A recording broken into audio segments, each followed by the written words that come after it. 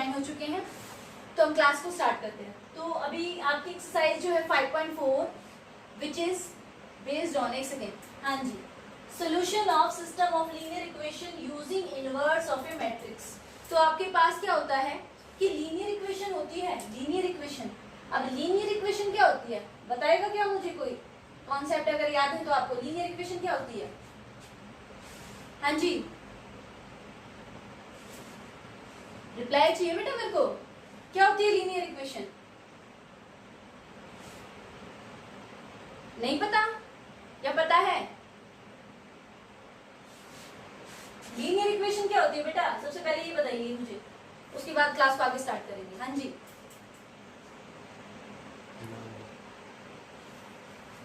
Voice clear है मेरी? Voice clear है क्या मेरी? हाँ जी, जवाब बताइए फिर। यस मैम तो हो गया, जवाब बताइए। लीनियर इक्वेशन, लीनियर इक्वेशन क्या होती है?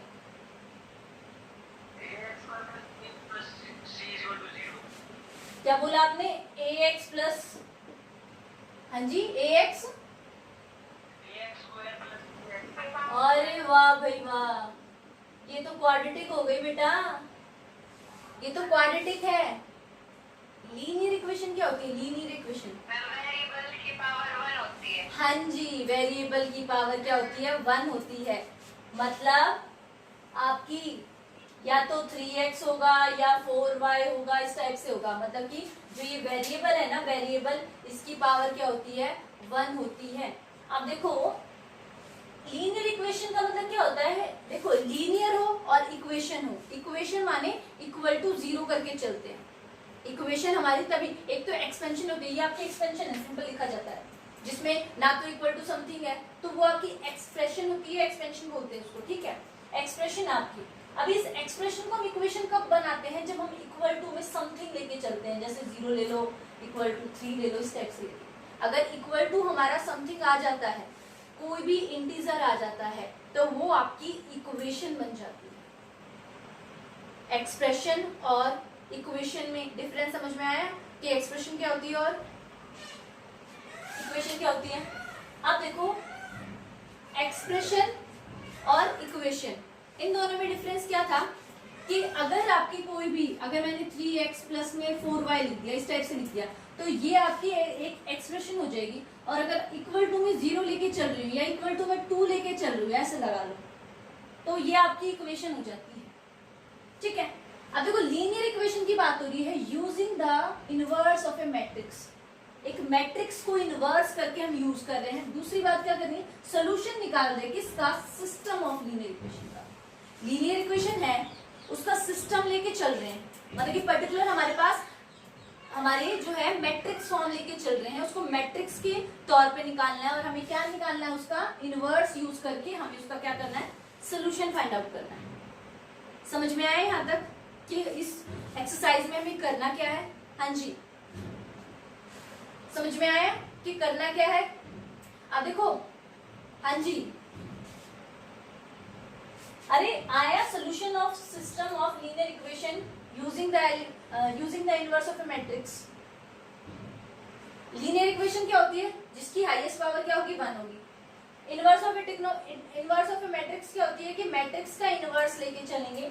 सोल्यूशन ऑफ सिस्टम, सिस्टम का क्या निकालेंगे? सोल्यूशन निकालेंगे, ठीक है। ये हमें करना है सारा का सारा इस पूरी एक्सरसाइज में। अब देखो इसकी जो स्टैंडर्ड फॉर्म होती है, जैसे हमारी linear equation, pair of linear equation 2 variables होती है ना, दो x प्लस वाई। देखो पहले वाला रिकॉल हो रहा है। अगर pair of linear equation 2 variables, तो आपकी होती है a1x plus b1y plus c1 equal to 0, a2x plus b2y plus c2 equal to 0।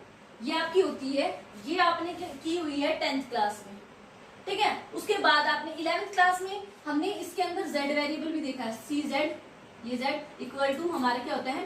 d1 d2, इस टाइप से होता है, ठीक है। और आपके पास अगर देखो मेरे पास a1, अगर मेरे पास 3 वेरिएबल हैं तो मेरे पास 3 ही इक्वेशन होती है।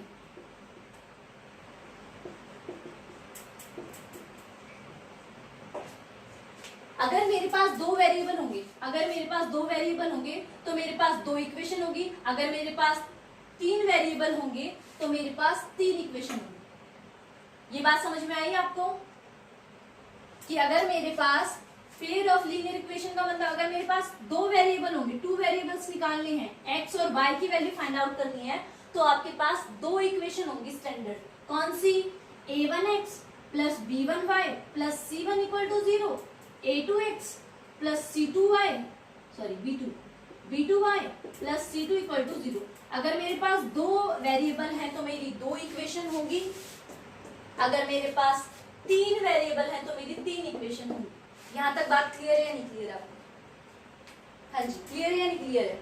Yes ma'am. ठीक है, अब देखो दो वेरिएबल है तो दो इक्वेशन लेके चलेंगे, तीन वेरिएबल है तो तीन इक्वेशन लेके चलेंगे। अब दो इक्वेशन तो हमें सॉल्व करनी आती है, हमारे पास 6-7 मेथड है, ग्राफिकल मेथड है, एलिमिनेशन है, सब्स्टिट्यूशन है, क्रॉस मल्टीप्लिकेशन है, कंप्लीटिंग द स्क्वायर है, रिड्यूसिंग ऑफ फैक्टर है। ये अलग अलग मेथड हमें दो वेरिएबल सॉल्व करने का। तीन वेरिएबल सॉल्व करने का कौन सा मेथड है हमारे पास? अप्लाई तो सारे हो जाएंगे वैसे इसमें, पर आसान तरीका, जैसे हम कहते हैं ना सबसे इजी तरीका हमारा एलिमिनेशन मेथड होता है, सीधा मल्टीप्लाई करो, माइनस करो, आंसर आ जाएगा। ऐसे ही आपका पेयर ऑफ ना पेयर नहीं हम बोलेंगे, सिस्टम ऑफ बोलेंगे इसको, system of linear equation in 3 variable, इस टाइप से। तो इसको करने का तरीका आपका कौन सा है? इनवर्स ऑफ ए मैट्रिक्स वाला फॉर्मूला। तो इनवर्स ऑफ ए मैट्रिक्स वाला फॉर्मूला क्या होता है आपका कि ax is equal to b। क्या होता है आपका?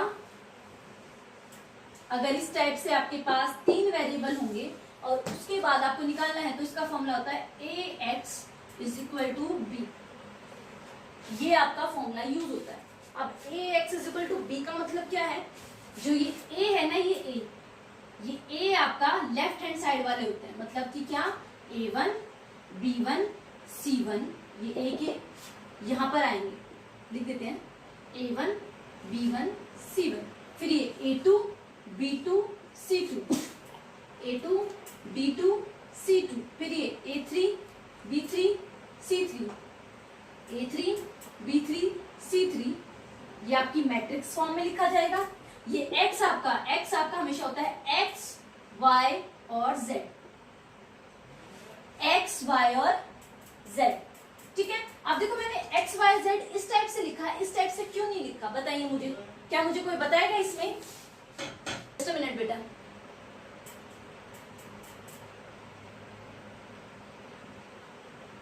हाँ जी, मेरी वॉइस आ रही है आपके पास?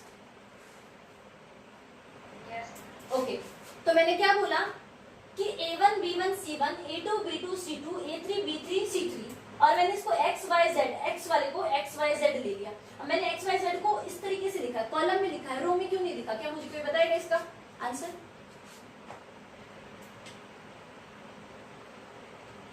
हाँ जी, क्यों बेटा, क्यों लिखा मैंने इसको ऐसे? हाँ जी, नहीं देखो क्योंकि हमारा अकॉर्डिंग टू मल्टीप्लीकेशन। हाँ बताइए, हाँ जी, किसका आंसर आ रहा है? हाँ जी, हाँ सही बोल रहा है, कौन बोल रहा है बताइए जरा एक बार। मल्टीप्लिकेशन करते हैं तो जितने रो में एलिमेंट होते हैं उतने कॉलम में होते हैं। वेरी गुड बेटा सीमा, वेरी गुड। जितने हमारे रो में एलिमेंट होते हैं उतने हमें कॉलम में लेने होते हैं, इसलिए हमने मल्टीप्लिकेशन का रूल लगा के, जो हमारा मैट्रिक्स का सबसे पहला रूल था, एडिशन का, सब्ट्रैक्शन का, मल्टीप्लिकेशन का, तो वही रूल अप्लाई करेंगे। और उसी रूल से बिल्कुल राइट है ये कि जितने हमारे रो में होंगे उतने हमें कॉलम में लेने पड़ेंगे, इसलिए मैंने इसको इस तरीके से लिखा। अब अगली बात, ये बी आपका क्या होता है? बी आपका हमेशा कांस्टेंट टर्म होती है। कांस्टेंट टर्म मतलब क्या होती है बेटा? हाँ जी, कांस्टेंट टर्म क्या होता है? हाँ जी, क्या बोला? हाँ जी अगम बोलिए, किसने बोला? अगम ने, धीरज ने, किसने बोला? हाँ, जिसमें वेरिएबल ना हो। वेरी गुड बेटा, जिसमें वेरिएबल ना हो। तो वेरिएबल किसमें नहीं है इसमें, बताइए मुझे।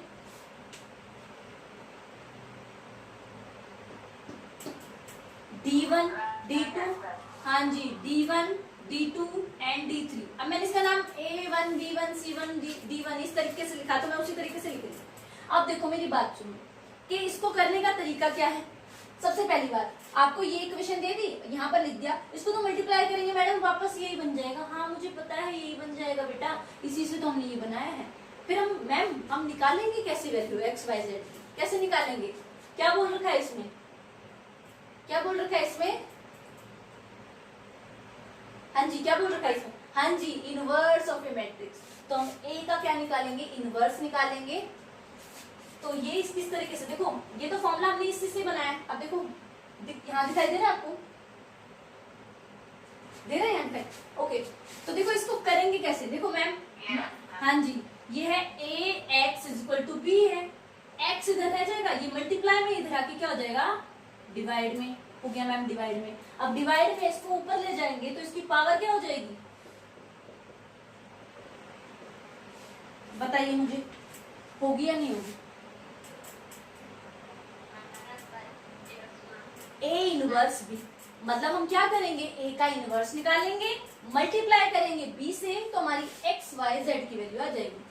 अब ये जो है हमारा मतलब कि इसका हमें इनवर्स निकालना है, इसका हमें इनवर्स निकालना है, वो यहाँ आ जाएगा, बी के साथ मल्टीप्लाई करेंगे। और बी में भी मैंने ऐसे लिए हैं, जितने नंबर ऑफ ए रो है एलिमेंट में, एलिमेंट रो के अंदर जितने एलिमेंट है उतनी हम कॉलम के अंदर एलिमेंट लेके चलेंगे। तो ये आपका इस तरीके से आपके क्वेश्चन होंगे। हाँ जी बताइए, इसका इंट्रोडक्शन आपको समझ में आया या नहीं आया? हाँ जी ओके तो एक क्वेश्चन कर लेते हैं ताकि इजी पड़े हमारे लिए, ठीक है? तो मैं इसको रब करूंगा, अगर किसी को अपने फॉर्मूले चाहिए तो स्क्रीनशॉट ले सकते हैं। और एक्सप्लेनेशन आप, मैंने आपको हर बार बोला है बेटा, मैं एक्सरसाइज से, हर एक एक्सरसाइज से पहले एक्सप्लेनेशन करूंगी, आपको हर एक एक्सरसाइज से पहले बताऊंगी क्यों यूज कर रहे हैं, कैसे यूज कर रहे हैं, क्योंकि बेसिक्स बनाना मेरा काम है, बाकी उसको याद करना, उसको रिकॉल करते रहना आपका काम है बेटा हमेशा, क्योंकि आपको इम्प्रूवमेंट देनी है। और इम्प्रूवमेंट कैसे दे सकते हैं आप? कि आप हमेशा उस चीज को याद करते रहे, ठीक है? इन फॉर्मूलाज को याद करते रहे।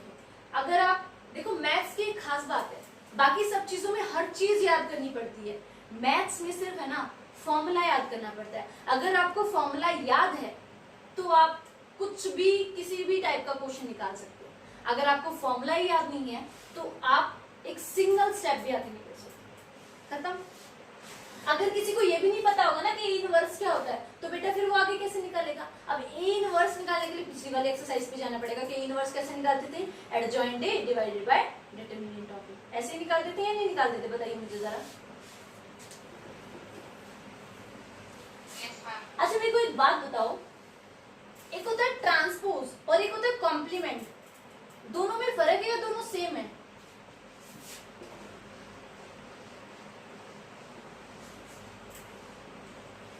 हाँ जी ट्रांसपोज और कॉम्प्लीमेंट, मेरे को एकदम से याद आ गया। चलो आपका होमवर्क है ये, आप पता कीजिए कि ट्रांसपोज और कॉम्प्लीमेंट ये दोनों सेम है या दोनों में डिफरेंस है, ठीक है? अब देखो जो इसकी प्रॉपर्टीज हैं, उसके, हाँ जी कौन बोल रहा है बेटा? मुझे कोई बोल रहा है? किसकी आवाज आ रही थी? मैम हाँ जी बोलिए। कोई नहीं बोल रहा? हाँ डिफरेंस है दोनों में। क्या बोला आपने? डिफरेंस है दोनों में। चलिए ये आपका होमवर्क है, आप मुझे कल रिप्लाई करेंगे इस चीज का। आप देखो इसकी जो प्रॉपर्टी है उसको मैं अभी नहीं करवा रही, हम एक क्वेश्चन कर लेते हैं, उसके बाद फिर आगे वाली प्रॉपर्टी करेंगे। क्वेश्चन आपकी एक्सरसाइज का निकालिए। ये आपका 5x, पहले 2 into 2 वाली है, सिंपल है ये तो 2 into 2 वाली। चलिए 2 into 2 वाली आपकी मैट्रिक्स मेथड से ही सॉल्व करना है। अब देखो ये है 5x minus 7y is equal to 2, 5x minus 7y is equal to 2, 7x minus 5y is equal to 3, 7x minus 5y is equal to 3। हाँ जी यही है ना? हाँ जी ठीक है। अब इसको क्या करना है? देखो क्वेश्चन की स्टेटमेंट है, solve the following system equation of consistent. आपको कंसिस्टेंट देखना है इसका, ठीक है? आप देखो मेरी बात सुनो, इसको निकालेंगे कैसे? सबसे पहले आप देखो इसको कंपेयर करके चलते हैं स्टैंडर्ड वाली इक्वेशन से जो 2 वेरिएबल्स की थी। 2 वेरिएबल्स की थी, कौन सी थी बताइए मुझे एक बार? a1 x plus b1 y plus c1 equal to 0, a2 x plus b2 y plus C2 equal to 0। इस वाली इक्वेशन से कंपेयर करके चलते हैं। अब मेरी बात सुनो, इसमें यूज हुआ है कंसिस्टेंट। आपने पढ़ा था जब आपका कोई भी जो ये दो वेरिएबल का सोल्यूशन होता है तो 3 टर्म यूज होती है। मैं तीनों टर्म एक बार लिखती हूँ, उसके बाद फिर बात करते हैं। देखो a1 upon a2 equal to not b1 upon b2, एक टर्म तो ये थी। दूसरी टर्म क्या थी, a1 upon a2 equal to b1 upon b2 equal to c1 upon c2। फिर तीसरी टर्म क्या थी, a1 upon a2 equal to b1 upon b2 equal to not c1 upon c2। ये पढ़ा हुआ है आपने? Yes, ma'am. क्या होता है ये बेटा, क्या कोई मुझे बताएगा? Madam one solution definite solution और ये होता no solution. One solution, no solution और नो सॉल्यूशन और डेफिनेट सॉल्यूशन। डेफिनेट नहीं बेटा, इनफाइनाइटली। नहीं, डेफिनेट नहीं आएगा, इनफाइनाइटली मैंने सोल्यूशन होगा। अच्छा वो तो था क्या ये? चलो ये तो आपने बता दिया, ये है क्या है, ये क्या बोलते हैं इसको, क्या बोलते हैं इसको? कांस्टेंट और नॉन कांस्टेंट टर्म के बीच में डिफरेंस के लिए मतलब यूज करते थे इसको। कंसिस्टेंट और इनकंसिस्टेंट के बीच में। हाँ ठीक है, क्यों करते थे वो भी बताइए मुझे, क्यों करते थे? देखो बेसिक क्या है, मैं क्या बोल रही हूँ। देखो जब भी आपकी दो वेरिएबल होते हैं ना, दो वेरिएबल, उस दो वेरिएबल का किस टाइप का सोल्यूशन है, किस टाइप की वो लाइन देता है, किस टाइप का वो डायग्राम, किस टाइप का वो स्ट्रक्चर देता है, उसको रिप्रेजेंट करने के लिए हमने ये बनाया था। इसको हम बोलेंगे कि हमारी ग्राफिकल टेबल है। ग्राफिकल टेबल होती है, इसमें हम क्या बोलते हैं कि जब हमारा a1 ये a1 upon a2 b1 upon b2 के इक्वल नहीं होता है, ये आपका इंटरसेक्टिंग लाइन देता है। इंटरसेक्टिंग लाइन होती है। इंटरसेक्टिंग वाले इस टाइप से एक दूसरे को काटती हैं एक पॉइंट पे, इस टाइप से। ये दूसरा बताइए, a1 upon a2 equal to b1 upon b2 equal to c1 upon c2, कौन सा है ये? Coincident lines. Coincident line. और नीचे वाला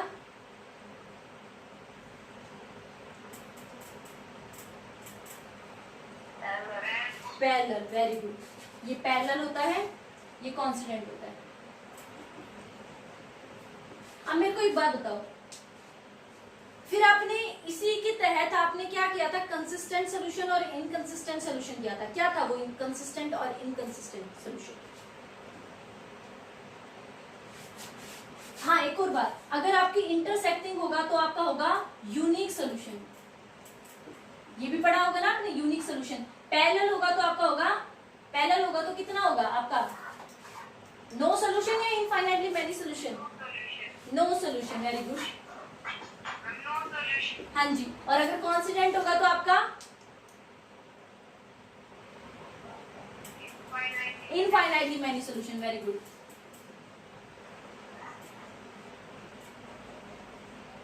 ठीक है, इनफाइनाइटली मैनी सोल्यूशन।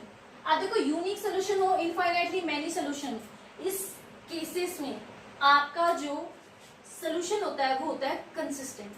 और अगर जब भी आपका नो सोल्यूशन मतलब पैरेलल हो, पैरेलल कोई भी लाइन पैरेलल है मतलब कि पैरेलल है एक दूसरे के, ये लाइन 1 है ये लाइन 2 है, तो इस केसेस में हमारा नो सोल्यूशन होता है, मतलब कहीं पर भी इंटरसेक्ट नहीं करेंगे, नो सोल्यूशन होता है। तो इस केस में हमारा जो होता है इनकंसिस्टेंट सोल्यूशन होता है। हाँ जी, बात क्लियर है ये सभी को? बात क्लियर है सभी को? Yes ma'am. ओके, जो हाँ दोबारा बता देते हैं। देखो इसने बोला है क्या, ये हमारा ग्राफिकल रिप्रेजेंटेशन होता है किसी भी लाइन का।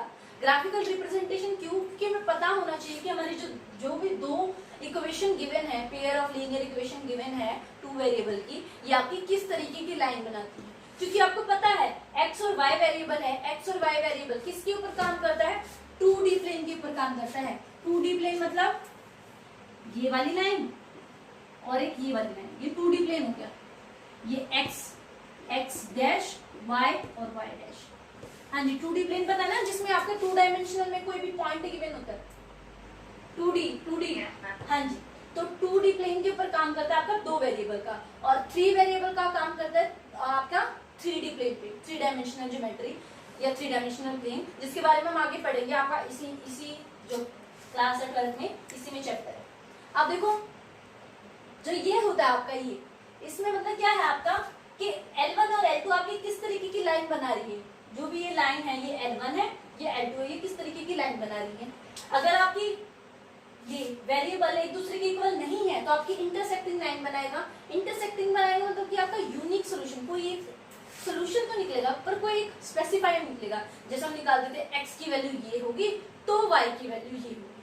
अगर हम x की वैल्यू को ये पुट करेंगे ना तो ही y की वैल्यू ये आएगी, इसके अलावा कुछ नहीं आ सकता। करा था या नहीं करा था? ग्राफिकल मेथड में भी यही किया था कि अगर x की वैल्यू 0 पुट करेंगे तो y की वैल्यू कुछ आएगी, पर अगर 0 के अलावा कुछ और करेंगे तो y की वैल्यू भी चेंज हो जाएगी। तो क्या था, अगर हम एक वेरिएबल को पुट कर लेते तो दूसरा वेरिएबल, जो दूसरा वेरिएबल है उसके ऊपर डिपेंडेंट हो जा रहा था। तो ये आपका इंटरसेक्टिंग लाइन होती है और कौन सा यूनिक सोल्यूशन देती है। दूसरा क्या होता है, अगर a1/a2 equal to b1/b2 equal to c1/c2, ये होता है आपका कॉन्सिडेंट लाइन होती है। ये आपका कॉन्सिडेंट लाइन होती है, ये आपका इनफाइनाइटली मैनी सोल्यूशन देती है। मतलब कि जैसे जैसे हम x की वैल्यू को पुट करते चलते हैं, बदलते हुए चलते हैं, वैसे वैसे y की वैल्यू भी बदलती रहती है। और बदलती रहती है किस टाइप में कि y की हमारी x में कन्वर्ट हो जाती है, x की हमारी y में कन्वर्ट हो जाती है। ओह एक्स्ट्रा टाइम हो गया, चलो एक्सप्लेन कर देती हूँ, फिर इसको हम बाद में करेंगे, ठीक है। इस वाले क्वेश्चन को बाद में करेंगे। अब देखो a1/a2 equal to b1/b2 not equal to c1/c2। इसका मतलब क्या है, इसका मतलब ये है कि आपका पैरेलल लाइन होगा। पैरेलल लाइन होगा मतलब कि नो सॉल्यूशन फाइंड आउट होगा। और फिर हमने क्या बोला था कि इन दोनों इक्वेशंस को, इन दोनों सॉल्यूशन को हम कंसिस्टेंट बोलते हैं